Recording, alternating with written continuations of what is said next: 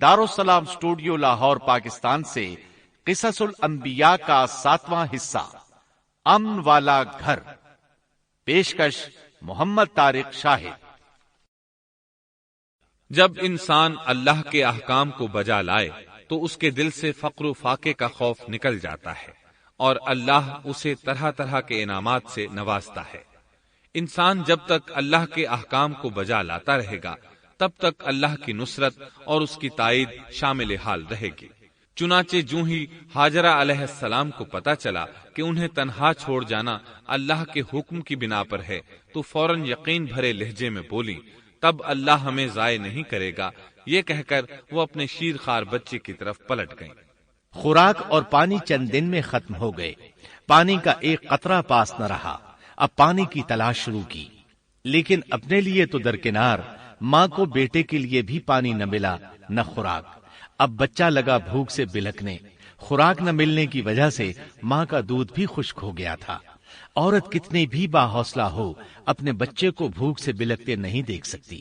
اب انہوں نے بچے کو وہیں چھوڑا اور تیزی سے قریبی پہاڑی صفا کی طرف لپکی، اوپر چڑھ کر ادھر ادھر نظر دوڑائی کہ شاید کسی طرف پانی یا خوراک نظر آ جائے یا کسی انسان کی جھلک نظر آ جائے۔ جب کچھ نظر نہ آیا تو نشیب کی طرف چلی، ساتھ میں بچے کی طرف بھی دیکھتی جاتی تھی۔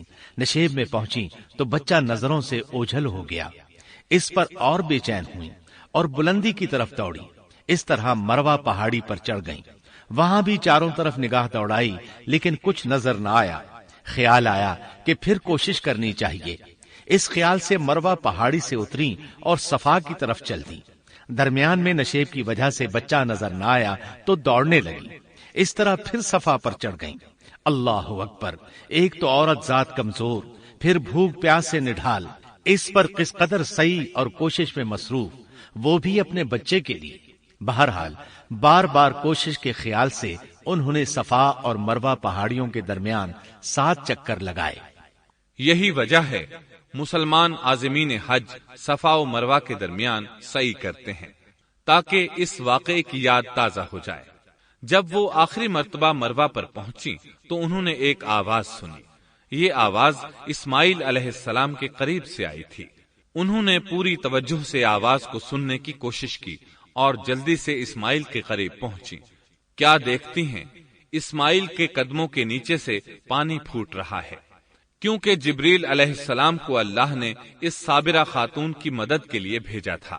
انہوں نے زمزم والی جگہ پر اپنا پر مارا تو اسماعیل کے قدموں کے پاس سے ایک عظیم چشمہ رحمت نمودار ہوا۔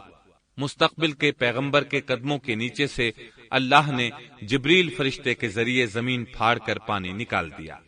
یہی آب زمزم کا آغاز تھا۔ ہاجرہ علیہ السلام پانی کو آنکھیں پھاڑ پھاڑ کر حیرت سے دیکھ رہی تھی۔ ان کی خوشی کی انتہا نہ رہی جب انہوں نے دیکھا پانی پھوٹ پھوٹ کر چاروں طرف بہ رہا ہے۔ زمین ہموار تھی، اس لیے انہوں نے زمین کو کھودنا شروع کر دیا تاکہ پانی ادھر ادھر نہ بہ جائے۔ پھر انہوں نے اس گڑھے کے چاروں طرف پتھر رکھ دیے اور زبان سے بولی، زم زم، اس کا مطلب ہے رک جا۔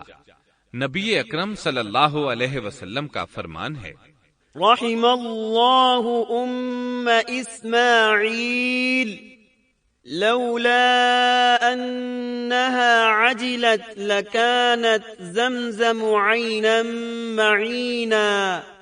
اللہ اسماعیل کی والدہ پر رحم فرمائے، اگر وہ جلد بازی سے کام نہ لیتی تو زمزم ایک بہنے والا چشمہ ہوتا۔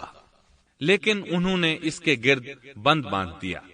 انہیں دراصل اس وقت پانی کی شدید ضرورت تھی، اس لیے انہوں نے پانی کو اپنے پاس جمع کر لیا تاکہ بہہ کر ضائع نہ ہو جائے۔ انہوں نے اسماعیل کو پانی پلایا، خود بھی خوب پیا، اور یہ اللہ تعالی کی طرف سے ان کی مہمان نوازی تھی۔ وہاں کوئی اور انسان نہیں تھا، نہ کھانے کی کوئی چیز تھی، بس یہی آب زمزم ان کے لیے کھانے اور پینے کا کام دے رہا تھا۔ اب چونکہ زمزم ایک چشمہ بن گیا تھا، اس لیے پرندے بھی آنے لگے۔ انہی دنوں عرب کے قبیلوں میں سے ایک قبیلہ بنو جرہم یمن کو خیر باد کہہ کر اس طرف آ رہا تھا۔ یمن میں ایک بہت بڑا ڈیم تھا۔ پہاڑوں کے درمیان انہوں نے پانی کو روک کر ایک بہت بڑا بند قائم کر رکھا تھا۔ اس سے پورا سال آسانی سے کھیتی باڑی کرتے تھے۔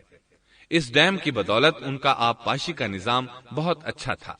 جب اس ڈیم کو اللہ تعالیٰ نے توڑا تو تمام لوگ وہاں سے منتشر ہو گئے اور جزیرہ عرب کے اطراف میں منتقل ہونے لگے۔ وہیں سے ہجرت کرنے والا ایک قبیلہ بنو جرہم تھا۔ یہ لوگ بنیادی طور پر عرب تھے۔ یہ قبیلہ سفر میں رہتا، جہاں کہیں پانی اور چراگاہ نظر آتے وہیں پڑاؤ ڈال دیتے۔ جب وہاں خوراک ختم ہو جاتی تو آگے سفر شروع کر دیتے۔ چونکہ وہ بہت بڑے تاجر تھے، اس بنا پر ان راستوں سے خوب واقف تھے۔ انہیں چشموں کا خوب علم تھا۔ ملک شام کی طرف بھی ان کی آمد و رفت تھی۔ یہ قبیلہ بنو جرہم مکہ کے قریب پہنچا تو فضا میں پرندوں کو منڈلاتے پایا۔ کہنے لگے ان پرندوں کی موجودگی میں ضرور کوئی راز ہے۔ اب انہوں نے اپنے کچھ آدمی اس طرف بھیجے۔ یہ لوگ جلد ہی چشمے تک پہنچ گئے۔ انہوں نے وہاں ایک عورت اور اس کے بچے کو پایا۔ پھر وہ لوگ ان کے پاس آئے، وہاں پڑاؤ ڈالنے کی اجازت مانگی۔ سیدہ ہاجرہ نے فرمایا، ٹھیک ہے، لیکن شرط یہ ہے کہ تمہیں اجرت ادا کرنا ہوگی۔ ان کے لیے یہ سستا سودا تھا۔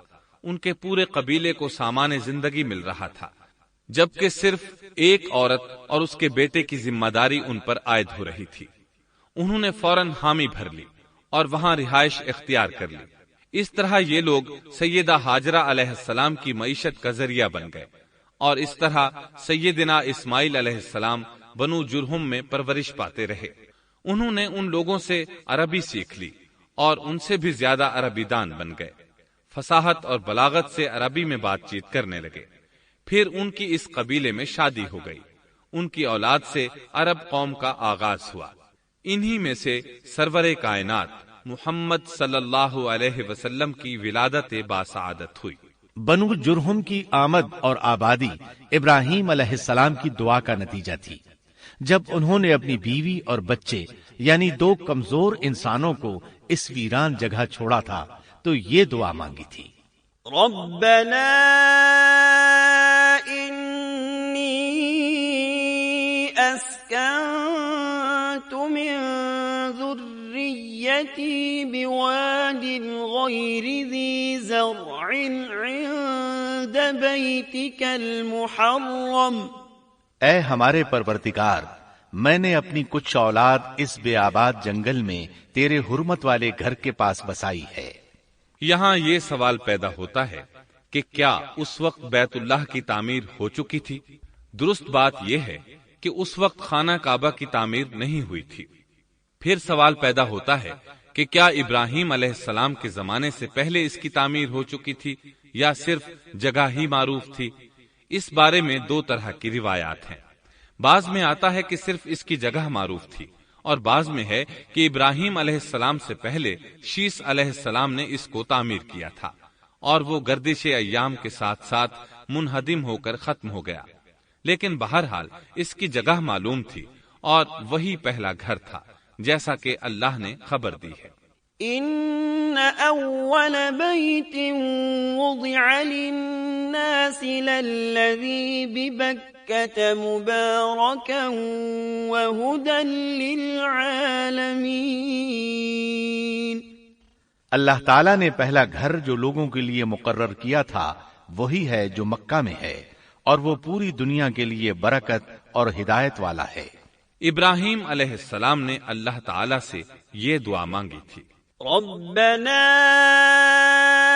انی اسکنت من ذریتی بواد غیر ذی زرع عند بیتک المحرم ربنا لیقیموا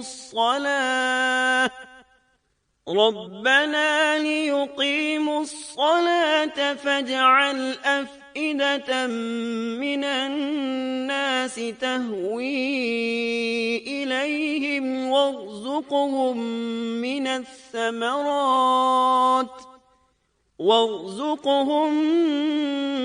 الثمرات لعلهم يشكرون۔ اے ہمارے پروردگار، میں نے اپنی کچھ اولاد اس بے کھیتی کے جنگل میں تیرے حرمت والے گھر کے پاس بسائی ہے۔ اے ہمارے پروردگار، یہ اس لیے کہ وہ نماز قائم کریں، پس تو کچھ لوگوں کے دلوں کو ان کی طرف مائل کر دے اور انہیں پھلوں کی روزیاں عطا فرما تاکہ یہ شکر گزاری کریں۔ دن گزرتے رہے اور اسماعیل علیہ السلام بنو جرہم کے ماحول میں عمر کی منزلیں طے کرتے رہے اور وہ ہوش سنبھالنے کے قریب ہو گئے۔ ابراہیم علیہ السلام ہر سال 1-2 بار اپنے گھرانے کی دیکھ بھال کے لیے چکر لگاتے تھے۔ جب اسماعیل علیہ السلام نے ہوش سنبھالا تو ایک بار پھر ایک عظیم آزمائش کا وقت آ گیا۔ ہوا یوں کہ ایک مرتبہ ابراہیم علیہ السلام مکہ تشریف لائے، ایک جگہ آرام کے لیے بیٹھے کہ نیند کی وادی میں پہنچ گئے۔ نیند میں انہوں نے خواب دیکھا کہ اپنے لخت جگر کو اپنے ہاتھ سے ذبح کر رہے ہیں، ساتھ ہی آنکھ کھل گئی۔ ابراہیم علیہ السلام جانتے تھے کہ انبیاء کرام کے خواب حقیقت ہوتے ہیں، اللہ کی طرف سے وحی ہوتے ہیں، اور شیطان کسی صورت ان کے خواب میں نہیں آ سکتا، لہذا انہوں نے اس خواب کے مطابق عمل کرنے کا پختہ ارادہ کر لیا، کسی قسم کی پریشانی کا شکار نہ ہوئے۔ اللہ رب العزت نے اس عظیم اور تعجب خیز واقعے کا قرآن مجید میں ذکر کرتے ہوئے فرمایا، وقال إني ذاهب إلى ربي سيهدين رب هب لي من الصالحين فبشرناه بغلام حليم فلما بلغ معه السعي قال يا بني إني أرى في المنام أني أذبحك فانظر ماذا ترى۔ اور ابراہیم نے کہا، میں تو ہجرت کر کے اپنے پروردگار کی طرف جانے والا ہوں، وہ ضرور میری رہنمائی کرے گا۔ اے میرے رب، مجھے نیک بخت اولاد عطا فرما۔ تو ہم نے ایک بردبار بچے کی بشارت دی۔ پھر جب بچہ اتنی عمر کو پہنچا کہ اس کے ساتھ چلنے پھرنے لگا تو ابراہیم نے کہا، میرے پیارے بیٹے، میں نے خواب دیکھا ہے کہ میں تجھے ذبح کر رہا ہوں، اب تو بتا تیری کیا رائے ہے؟ یہاں سوال پیدا ہوتا ہے کہ ابراہیم علیہ السلام نے اسماعیل علیہ السلام سے مشورہ کیوں لیا؟ وہ چاہتے تو اسماعیل کو سوتے میں ذبح کر دیتے، اس طرح اللہ کا حکم بجا لاتے۔ وہ بیٹے کے پاس کیوں گئے اور ان سے مشورہ کیوں لیا؟ جی ہاں، یہ مسئلہ یاد رکھنے کے قابل ہے کہ ہر مسلمان پر لازم ہے کہ وہ اپنے دوسرے مسلمان بھائی کو اجر و ثواب میں شامل کرنے کی کوشش کرے۔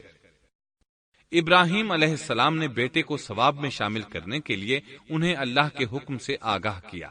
یہ نہ چاہا کہ میں اکیلا ہی اجر لیتا رہوں، بلکہ دوسرے کی خیر خواہی کو پیش نظر رکھا۔ والدین کے لیے آپ کے اس انداز میں نصیحت موجود ہے، یہ کہ اولاد کو ثواب کے مواقع فراہم کریں، ان کی صحیح تربیت کریں۔ اگر صدقہ کرنے کا موقع ملے تو بچوں کے ذریعے صدقہ کرائیں تاکہ انہیں بھی اللہ کے راستے میں خرچ کرنے کی عادت پڑے۔ جب کسی دینی مجلس میں بیٹھنے کا موقع ملے تو اپنی اولاد کو بھی ساتھ لے کر جائیں۔ بے شمار لوگ خود تو جاتے ہیں، اولاد کو جانے کے لیے کہتے بھی نہیں، خود دین سیکھتے ہیں، اولاد کو دین نہیں سکھاتے۔ ابراہیم علیہ السلام نے اسماعیل علیہ السلام سے رائے لی۔ سبحان اللہ، انہوں نے جواب میں فرمایا، یا ابت افعل ما تؤمر۔ اے ابا جان، آپ کو جو حکم ملا ہے کر گزریے۔ یہ نہیں کہا کہ مجھے تو حکم نہیں ہوا، بلکہ فوراً سر تسلیم خم کر دیا، اس لیے کہ وہ جانتے تھے انبیاء کا خواب حقیقت پر مبنی ہوتا ہے، اللہ کی وحی ہوتا ہے، اس لیے بالکل پریشانی ظاہر نہ کی، یہ تک نہ پوچھا مجھے کیوں ذبح کر رہے ہیں، یا میرا کیا جرم ہے، یا آپ کے پاس کون سا صریح حکم آیا ہے۔ انہوں نے ایسی کوئی بات نہ کہی۔ اللہ کی فرما برداری اسی کو کہتے ہیں۔ چنانچہ اپنے باپ سے کہا، یا ابت افعل ما تؤمر ستجدنی ان شاء اللہ من الصابرین۔ اے ابا جان، آپ کو جو حکم ہوا ہے اس کو کر گزریے، इंशाअल्लाह आप मुझे सब्र करने वालों में पाएंगे। उलमाए किराम फरमाते हैं, इस जुमले से उनका इंतहाई अदब और एहतराम शामिल है और इसमें जबरदस्त तवक्कुल मौजूद है। ये नहीं कहा कि आप मुझे सब्र करने वालों में से पाएंगे, बल्कि आपने अल्लाह की मशीयत को जुमले में शामिल किया और फरमाया, इंशाअल्लाह आप मुझे सब्र करने वालों में से पाएंगे। लिहाजा मुसलमानों को धोखे में नहीं पड़ना चाहिए। ये न कहे मैं सफर करूंगा, मैं फुलां काम करूंगा, मैं फुलां काम के करने की ताकत रखता हूं, बल्कि यूं कहे अल्लाह ने चाहा तो मैं सफर करूंगा, अल्लाह ने चाहा तो फुलां काम करूंगा। अपने इल्म और ताकत के धोखे में पड़ना सरासर नादानी है। हर चीज का ताल्लुक अल्लाह से कायम करे, जैसा कि अल्लाह ताला फरमाते हैं, ولا تقولن لشيء إني فاعل ذلك غدا إلا أن يشاء الله और हरगिज हरगिज किसी काम पर यूं न कहना कि मैं इसे कल करूंगा, मगर साथ ही इंशाअल्लाह कह लेना। अपनी जुबान को अल्लाह के जिक्र से सजा कर रखो और हमेशा अपने मुआमलात को अल्लाह की तरफ लौटाओ।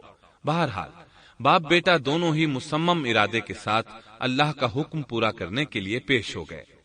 इस्माइल अलैहिस्सलाम ने अपने वालिद मुहतरम सैयदना इब्राहिम अलैहिस्सलाम से कहा, जब आप मुझे ज़बह करने लगें तो मेरी पेशानी को जमीन पर रख दीजिएगा, ताकि आपको मेरा चेहरा नजर न आए और कहीं आपके हाथ रुक न जाएं।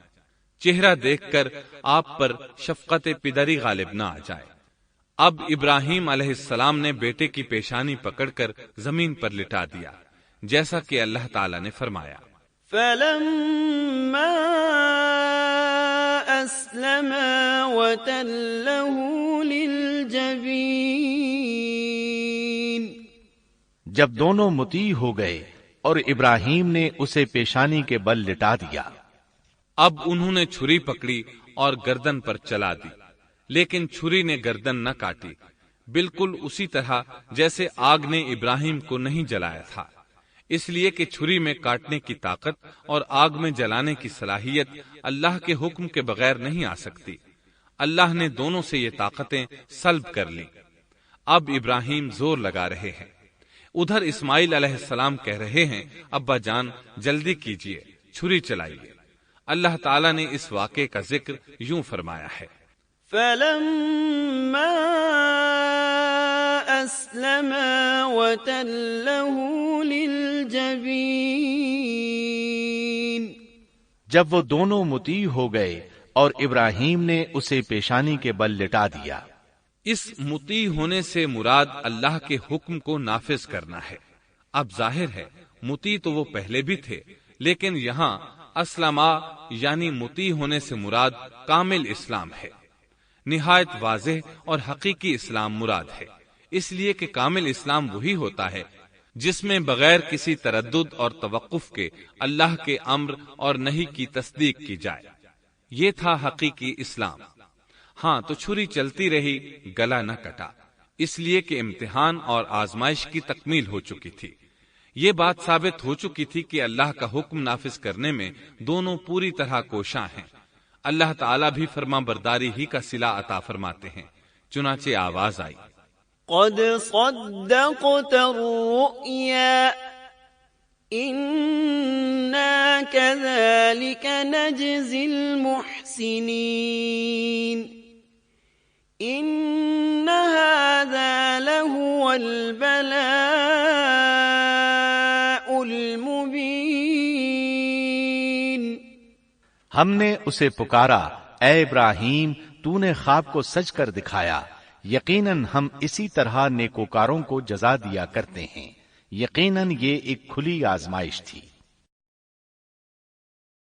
तारीख का एक अजीम तरीन इम्तिहान और कड़ी आजमाइश दुनिया को आज भी हैरत में डाल देती है। कौन है जो बेटे को ज़बह करने पर तैयार हो जाए, खास तौर पर इस सूरत में जब औलाद भी इकलौती हो, जिसकी वजह से 86 साल के बाद आंगन में बहार आई हो। फिर उसकी कुर्बानी का भी वाज़ेह हुक्म नहीं दिया गया था, इशारतन ख्वाब में रहनुमाई की गई थी। आप कह सकते थे ये कत्ल और संगीन जुर्म है, کہہ سکتے تھے اپنے بیٹے کو کس جرم میں قتل کروں، لیکن آپ نے بغیر کسی تعامل کے سر تسلیم خم کر دیا اور اس عظیم امتحان میں کامیاب ہوئے۔ اللہ فرماتے ہیں وَإِبْرَاهِيمَ الَّذِي وَفَّى، اور ابراہیم وہ ہیں جنہوں نے وفاداری کی۔ اس آیت میں یہ نہیں بتایا گیا کہ کس چیز میں وفاداری کی، اس لیے کہ وہ تو ہر معاملے میں مکمل طور پر وفاداری کا مظاہرہ کر چکے تھے۔ آگ میں ڈالے جانے والا معاملہ، بیوی اور بچے کو لق و دق میدان میں چھوڑ آنے کا معاملہ، پھر ذبح کا امتحان، تعمیر بیت اللہ کی مشقت، غرض ہر معاملے میں وفادار تھے، حتیٰ کہ اپنا مال اللہ کے راستے میں خرچ کرنے میں اس قدر وفادار کہ ابو زیفان کے لقب سے مشہور ہو گئے۔ اس کا معنی ہے مہمان نواز۔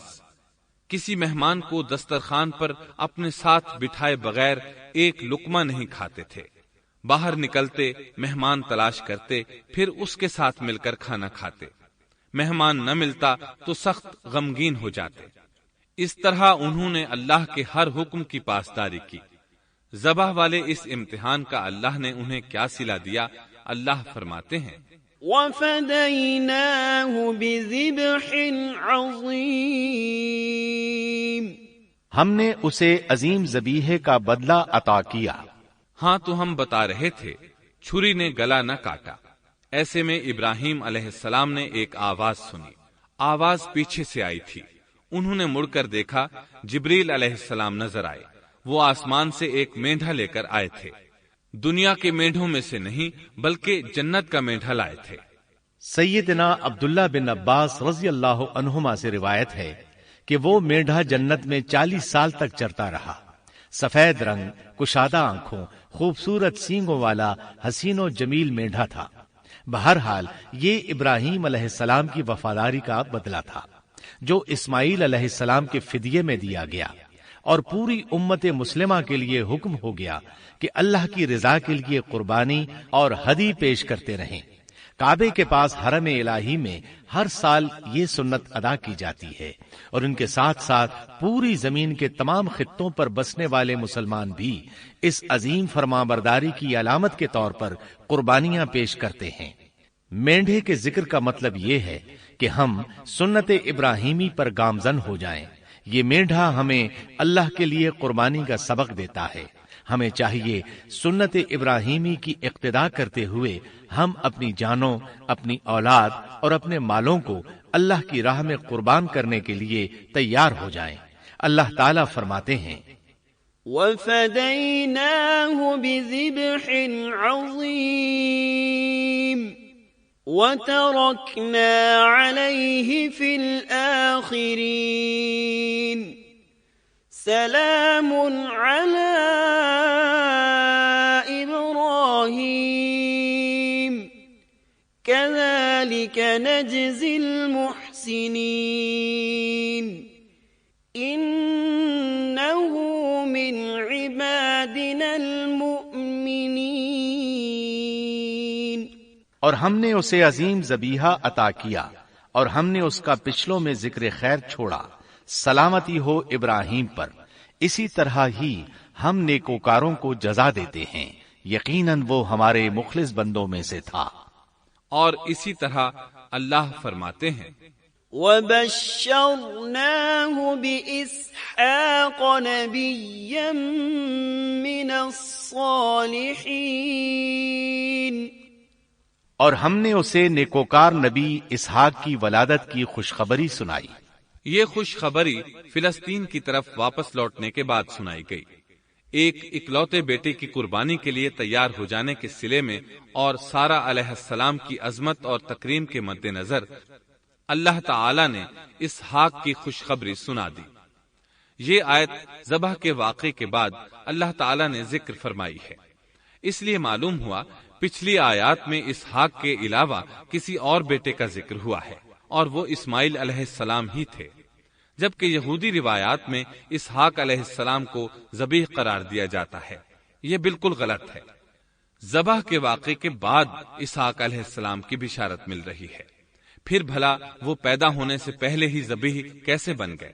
اس لیے یہ قطعی بات ہے کہ اسماعیل علیہ السلام ہی ذبیح ہیں۔ اس کے کئی اور بھی دلائل ہیں جن کے ذکر کرنے کا یہاں موقع نہیں۔ بہرحال اس عظیم آزمائش میں بے مثال کامیابی کے بعد ابراہیم علیہ السلام فلسطین آئے اور 120 سال کی عمر میں اسحاق علیہ السلام کی بشارت ملی، جبکہ سارہ علیہ السلام کی عمر 90 سال تھی۔ ان پر بڑھاپا طاری ہو چکا تھا۔ ایسے میں 3 فرشتے آئے۔ وہ تو قوم لوط کی تباہی کے لیے آئے تھے۔ راستے میں اللہ کے حکم سے ابراہیم علیہ السلام اور ان کی اہلیہ سارہ کو خوشخبری سنائی، اور اس غرض کے لیے وہ انسانی شکل میں آئے تھے۔ ابراہیم علیہ السلام تو پہلے ہی بہت مہمان نواز تھے۔ انہیں دیکھ کر بہت خوش ہوئے کہ مہمان آ گئے۔ فرشتوں نے انہیں سلام کیا۔ ابراہیم علیہ السلام نے سلام کا جواب دیا۔ وہ حیرت زدہ تھے کہ یہ لوگ ان کی بستی کے رہنے والے تو ہیں نہیں، لیکن ان پر سفر کے نشانات بھی نہیں ہیں، جیسا کہ دور سے چل کر آنے والوں میں ہوتے ہیں۔ نہ ان کے پاس سواریاں ہیں۔ قرآن مجید میں آتا ہے، قالوا سلاما قال سلام قوم منكرون۔ فرشتوں نے سلام کیا تو ابراہیم نے بھی سلام کیا اور دل میں خیال کیا یہ اجنبی لوگ ہیں۔ پھر وہ اپنی مہمان نوازی کی عادت کے مطابق انہیں اندر لے آئے، ان کے لیے کھانے کا انتظام کیا۔ اللہ تعالیٰ فرماتے ہیں، وَلَقَدْ جَاءَتْ رُسُلُنَا إِبْرَاهِيمَ بِالْبُشْرَى قَالُوا سَلَامًا قَالَ سَلَامٌ فَمَا لَبِثَ أَن جَاءَ بِعِجْلٍ حَنِيذٍ۔ ہمارے بھیجے ہوئے فرشتے ابراہیم کے پاس خوشخبری لے کر آئے تو انہوں نے سلام کیا۔ ابراہیم نے سلام کا جواب دیا اور فوراً بھنا ہوا بچڑا لے آئے، اور بچڑا بھی موٹا تھا۔ ان کے سامنے کھانا پیش کیا، لیکن وہ بھلا کب کھانے کی طرف ہاتھ بڑھانے والے تھے۔ یہ دیکھ کر ابراہیم علیہ السلام نے خوف محسوس کیا کہ کہیں یہ دشمن نہ ہو۔ اس وقت فرشتوں نے کہا، قالوا لا تخف إنا أرسلنا إلى قوم لوط۔ ابراہیم نہ ڈر، ہم تو قوم لوط کی طرف بھیجے گئے ہیں۔ جب انہوں نے یہ باتیں کی تو سارہ علیہ السلام پاس کھڑی تھی۔ وہ ہنسنے لگی۔ وہ خوش خبری سے پہلے کیوں ہنس پڑی؟ علماء اس بارے میں کہتے ہیں کہ جب انہوں نے سنا یہ فرشتے لوط علیہ السلام کی بستی کو تباہ کرنے جا رہے ہیں تو ان کے خاتمے کی خبر سن کر وہ ہنستی۔ اس کے بعد فرشتوں نے یہ خوشخبری سنائی۔ فبشرناها بإسحاق ومن وراء إسحاق يعقوب۔ ہم نے اسے اسحاق کی پیدائش کی خوشخبری دی اور اسحاق کے بعد یعقوب پوتے کی بھی خوشخبری دی۔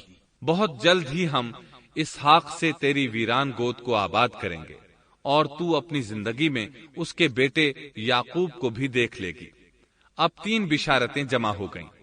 بیٹا پیدا ہوگا، لمبی عمر ملے گی یعنی بیٹا جوان ہوگا، اور پھر وہ اپنے پوتے کو بھی دیکھے گی۔ اس سے بڑھ کر کیا عزت اور تکریم ہو سکتی ہے؟ اس لیے جب نبی کریم صلی اللہ علیہ وسلم سے پوچھا گیا کریم یعنی عزت والا کون ہے، تو آپ نے فرمایا کریم بن کریم بن کریم بن کریم، یعنی یوسف بن یعقوب بن اسحاق بن ابراہیم علیہ السلام۔ مطلب یہ کہ نبی بن نبی بن نبی بن نبی۔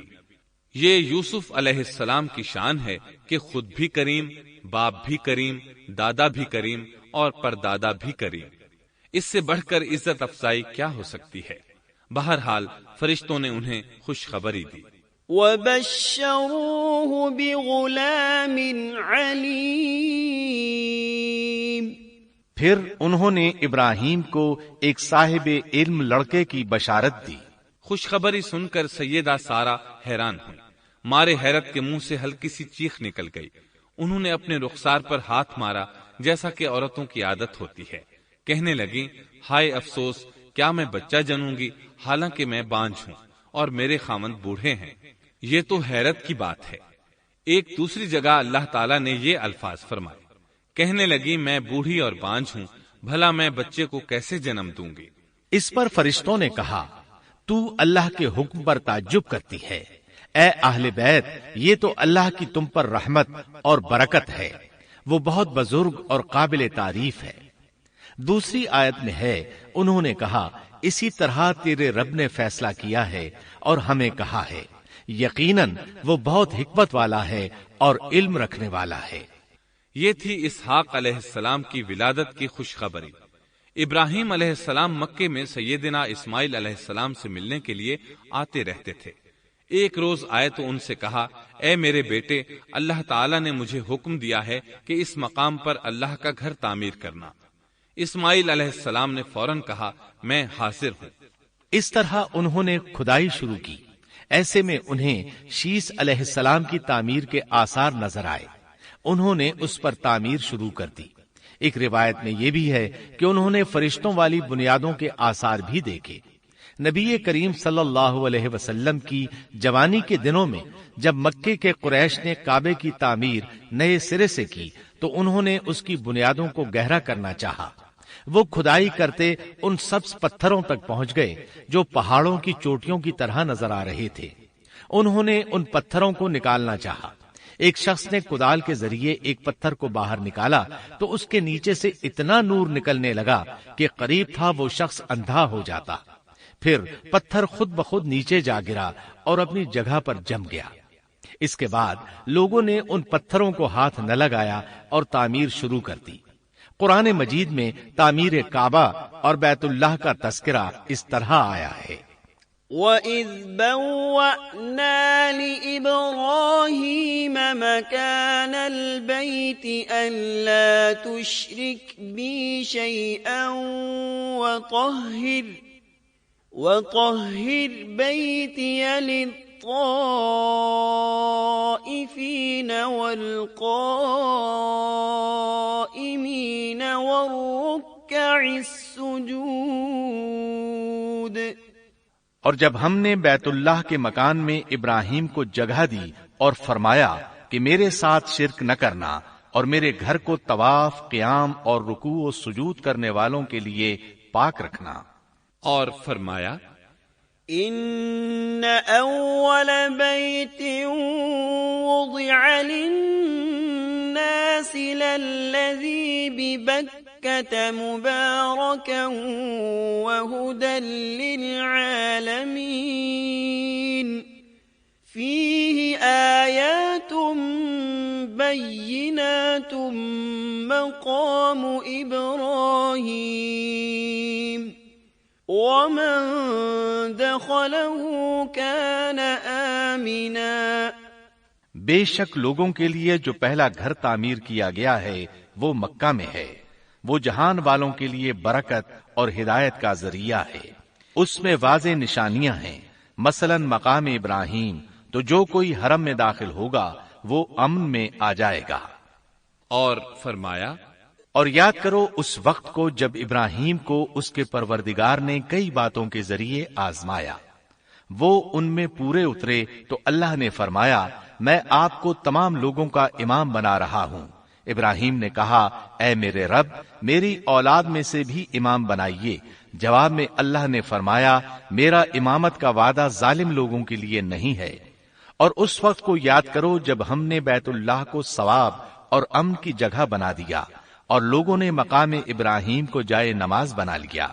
ہم نے ابراہیم کو حکم دیا کہ میرے گھر کو طواف، اعتکاف، رکوع اور سجود کے لیے پاک رکھو، اور وہ وقت بھی یاد رکھو جب ابراہیم نے دعا کی اے پروردگار اس شہر کو امن والا بنا دے اور اس کے مومن بندوں کو پھلوں کا رزق عطا کر۔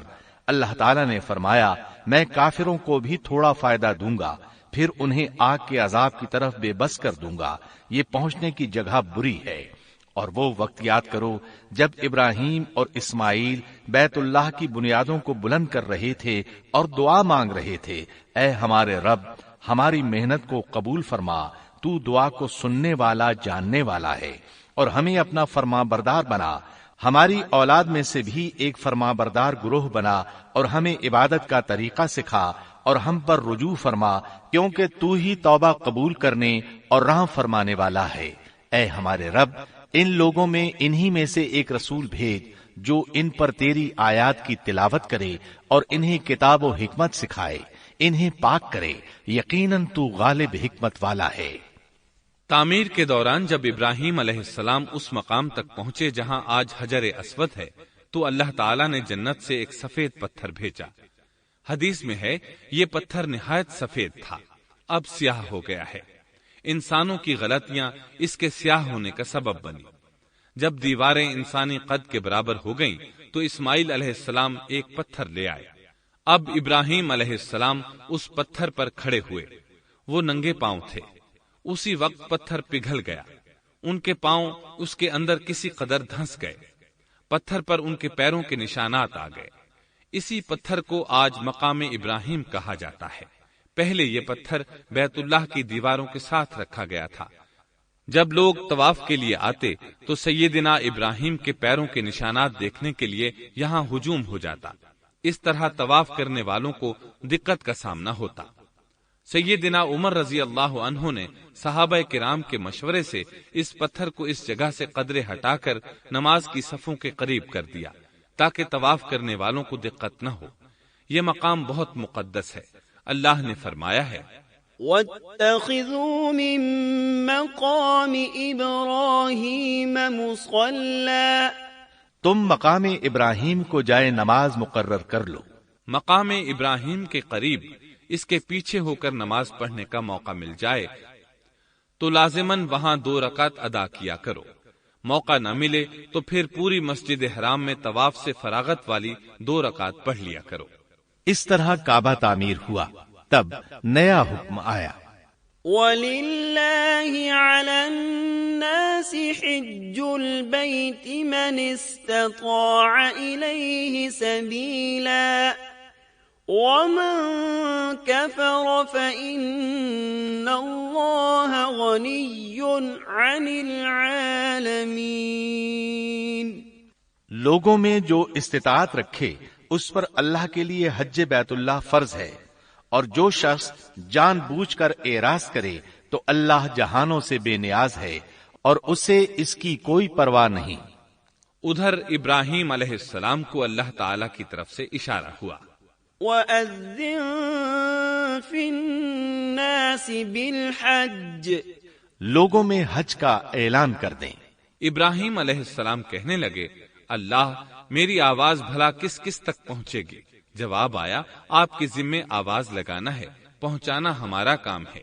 چنانچہ آپ عرفات کے ایک پہاڑ پر چڑھے اور آواز لگائی، لوگو بیت الحرام کا حج کرو۔ اللہ تعالیٰ نے معجزانہ طور پر یہ آواز تمام انسانوں تک پہنچا دی، خواہ وہ پیدا ہوئے تھے یا نہیں۔ دوسرا معجزہ یہ ہوا کہ اللہ نے بیت اللہ اور اس کے حج کی محبت لوگوں کے دلوں میں ڈال دی۔ اللہ نے فرمایا، وَأَذِّن فِي النَّاسِ بِالْحَجِّ يَأْتُوكَ رِجَالًا وَعَلَى كُلِّ ضَامِرٍ يَأْتِينَ مِن كُلِّ فَجٍّ عَمِيقٍ، اور آپ لوگوں میں حج کا اعلان کر دیں، وہ آپ کی طرف پیدل بھی آئیں گے اور دبلے پتلے اونٹوں پر بھی دور دور سے آئیں گے۔ اس طرح لوگ پیدل اور سوار ہو کر کثرت سے حج کے لیے آنے لگے اور یہ ویران علاقہ آباد ہونے لگا۔ یہ تھے حالات اور واقعات ابراہیم علیہ السلام کے۔ آپ نے 175 سال کی عمر میں وفات پائی۔ آپ سے پہلے سیدہ ہاجرہ علیہ السلام نے وفات پائی، اور ان کی وفات سے کچھ ہی عرصہ بعد سیدہ سارہ علیہ السلام 127 سال کی عمر میں فوت ہو گئیں۔ ان دونوں کی وفات کے بعد آپ غمگین رہنے لگے۔ آخر اتنی مدت تک ساتھ رہا تھا۔ آپ خلیل الرحمن تھے، آپ پر صحیفے بھی نازل ہوئے، آپ اللہ کے بے حد شکر گزار تھے۔ محترم سامعین، ابھی آپ دارالسلام اسٹوڈیو لاہور پاکستان سے قصص الانبیاء کا 7واں حصہ امن والا گھر سن رہے تھے۔ قصص الانبیاء کے 8ویں حصے بدترین لوگ میں آپ یہ سنیں گے، سیدنا لوط علیہ السلام کا نام و نسب اور قرآن مجید میں آپ کا تذکرہ، بستی صدوم کہاں واقع ہے اور اہل صدوم کس بھیانک جرم کے مرتکب تھے۔ سیدنا لوط علیہ السلام کی قوم کو واعظ و نصیحت اور قوم کا فحاشی و عریانی پر اصرار۔ قوم کے اصرار گناہ پر سیدنا لوط علیہ السلام کی اللہ تعالی سے فریاد، سیدنا لوط علیہ السلام کے مہمان اور قوم کا کردار۔ اللہ تعالی کی طرف سے سیدنا لوط علیہ السلام اور اہل ایمان کو بستی صدوم چھوڑنے کا حکم۔ اہل صدوم کن کن عذابوں سے دوچار ہوئے، مفصل و جامع تذکرہ۔